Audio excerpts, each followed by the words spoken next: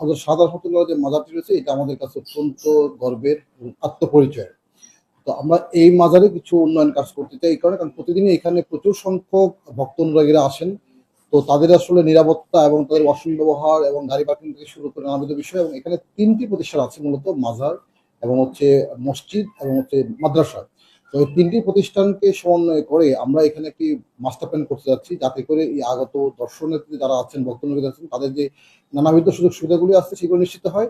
একই সাথে এই মাদ্রাসাটি যেন একটা বিশ্বমানের মাদ্রাসা হয় এবং যে মসজিদটি আছেন এই মসজিদটি যেন একটা বিশ্বমানের মসজিদ হয়, এবং একই সাথে হযরত শাহাদাত রহমাতুল্লাহ ব্যবহৃত জিনিসপত্র যেগুলি আছেন সেগুলো একটি মিউজিয়াম করা হয়। আমাদের পরিকল্পনা হয় এখানে একটি ভালো মানের লাইব্রেরি তৈরি করা এবং এখানে পার্কিং ব্যবস্থা করা, এবং একই সাথে এখানে আপনার এমন একটি গবেষণা তৈরি করা যাতে করে হয়তো শাহাদাত রহমাতুল্লাহ যে ইসলাম প্রচারের জন্য এখানে আসছিলেন সেইটি যেন কার্যক্রম আরো এক্সপিডাইট হয় বা আরো বৃদ্ধি পায়। একই সাথে এটাকে নান্দনিক করে। তো এই জন্যই আমরা মূলত একটা মেগা প্ল্যান বা একটা মাস্টার প্ল্যান করার উদ্যোগ নিয়েছি। আমরা আশা করছি যে এটা নিতে পারলে ভবিষ্যতে এটা খুব সুন্দর একটা স্থাপনা পরিণত হবে, এবং একই সাথে যেহেতু হযরত শাহাদাত রহমাতুল্লাহ আলাইহির মাজার এখানে আসলে একটা আমাদের আবেগের জায়গা। আমি মনে করি সেই আবেগটাকে আমরা মূল্য দিতে পারবো। আরেকটা বিষয় হচ্ছে এখানে মাজারে আসলে দীর্ঘদিন মাজারে যে আয় হয়, ব্যয় হয়, এইটা হিসাবটা রাখা হয়নি বা এটা রাখা হতো না।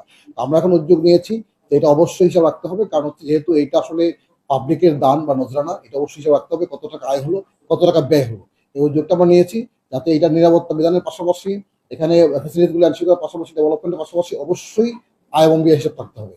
আমরা এটা নিয়ে ইতিমধ্যে মিটিং করেছি। আমরা আশা করছি এটা সবাই মিলে এই কাজটা আমরা করতে পারবো, এবং এই কাজটি করতে পারলে আমি মনে করি এটা একটা উল্লেখযোগ্য কাজ হবে। আমাদের সরকারের কাছে প্রজেক্ট উপস্থাপন করলে অবশ্যই সেটা বাস্তবায়িত হবে। ইতিমধ্যে সরকার এখানে ২টি প্রকল্প চলছে, সিটি কর্পোরেশনের মধ্যে বাস্তবায়ন হচ্ছে। আমরা আশা করছি ভবিষ্যতে উন্নয়ন প্রকল্প ইতিমধ্যে আমাদের সিলেট ডেভেলপমেন্ট অথরিটির চেয়ারম্যান নিয়োগ দেওয়া হয়েছে। আমরা আশা করছি সবাই মিলে এই কাজটা করলে ইনশাআল্লাহ এই মাজার একটা নান্দনিক কমপ্লেক্সে পরিণত হবে এবং আগত দর্শনার্থীদের নানাবিধ সুযোগ সুবিধাও নিশ্চিত হবে।